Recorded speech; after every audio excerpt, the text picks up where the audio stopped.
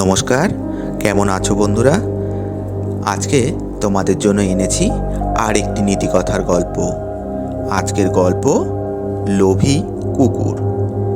একদিন একটি লোভী কুকুর কসাইয়ের দোকান থেকে এক টুকরো মাংস চুরি করলো।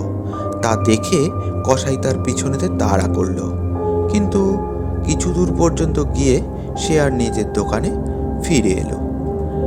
এদিকে কুকুরটা ভীষণ ভয়ে ছুটতে লাগলো প্রাণপণে। অনেকটা যাওয়ার পর সে পিছন ফিরে তাকিয়ে দেখলো যে কসাইটা তার দিকে তাড়া করে আসছে কিনা। কাউকে আসতে না দেখে সে তার গতি কমিয়ে ধীরে সুস্থে হাঁটতে লাগলো।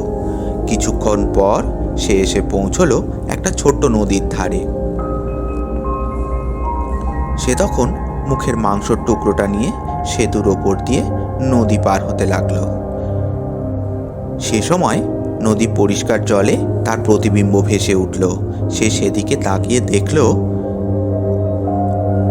লোভী আর বোকা কুকুরটা নিজের প্রতিবিম্বকে মাংস মুখে অন্য একটি কুকুর মনে করল।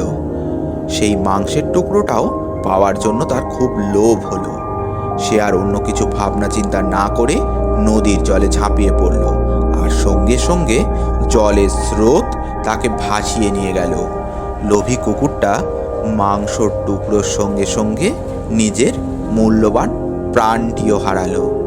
গল্পের নীতিকথা: অতিরিক্ত লোভ মানুষের সর্বনাশের কারণ। নমস্কার।